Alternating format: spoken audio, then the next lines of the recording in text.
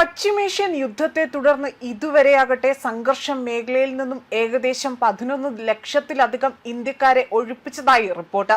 ഫെബ്രുവരി 28 മുതൽ ഏകദേശം 11,30,000-ത്തിലധികം യാത്രക്കാർ ഈ മേഖലയിൽ നിന്ന് ഇന്ത്യയിലേക്ക് യാത്ര ചെയ്തിട്ടുണ്ട് എന്നതാണ് വ്യക്തമാക്കുന്നത്. അതേപോലെ തന്നെ UAE-ക്കും ഇന്ത്യക്കും ഇടയിലുള്ള ആ ഒരു പ്രവർത്തനവും അത് സസൂക്ഷ്മമായി തന്നെ പരിഗണിച്ചുകൊണ്ട് അതിനെ അടിസ്ഥാനമാക്കി തന്നെ വിമാന കമ്പനികൾ പരിമിതമായ വാണിജ്യ വിമാനങ്ങൾ സർവീസ് നടത്തുന്നതായി തന്നെ ഇപ്പോഴും ഇത് തുടരുന്നതായി തന്നെയാണ് വിദേശകാര്യ മന്ത്രാലയം വ്യക്തമാക്കിയിരിക്കുന്നത്. ഇന്ന് UAE-ൽ നിന്ന് ഇന്ത്യയിലേക്ക് ഏകദേശം 110 വിമാനങ്ങൾ സർവീസ് നടത്തുന്നതായി പ്രതീക്ഷിക്കുന്നതായും ഇവിടെ വിദേശകാര്യ മന്ത്രാലയം വ്യക്തമാക്കുകയും ചെയ്യുന്നുണ്ട്.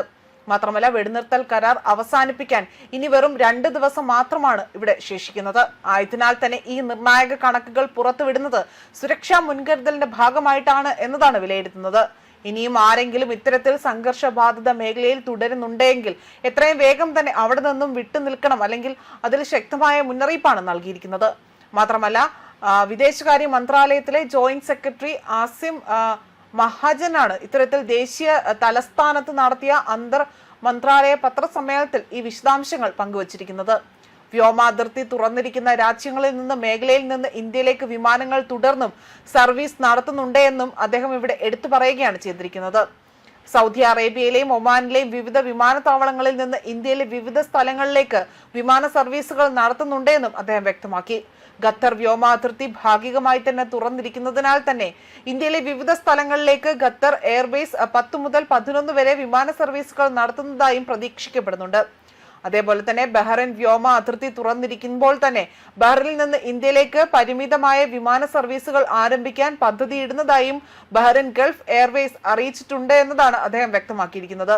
സൗദി അറേബ്യയിലെ ദമാം വിമാനത്താവളത്തിൽ നിന്ന് ഇന്ത്യയിലെ വിവിധ സ്ഥലങ്ങളിലേക്ക് ഗൾഫ് എയർ ഷെഡ്യൂൾ ചെയ്യാത്ത വാണിജ്യ വിമാന സർവീസുകൾ അവിടെ നടത്തുന്നത് എന്നും അതുപോലെ ചരക്ക് മറ്റ് വിമാനങ്ങൾക്കായി തന്നെ ഇറാനിയൻ വ്യോമ അതിർത്തി ഭാഗികമായി തന്നെ തുറന്നു നൽകുന്നതായും അദ്ദേഹം ഇവിടെ വ്യക്തമാക്കിയിട്ടുണ്ട്.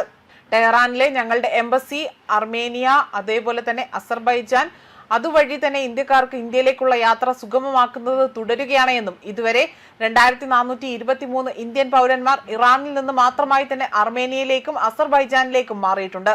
ഇതിൽ 1091 ഇന്ത്യൻ വിദ്യാർത്ഥികളും 657 ഇന്ത്യൻ മത്സ്യത്തൊഴിലാളികളും ഉൾപ്പെടുന്നതായി തന്നെ വ്യക്തമാക്കുകയാണ് ചെയ്തിരിക്കുന്നത്. ന്യൂസ് ഡെസ്ക് കർമ്മ ന്യൂസ്.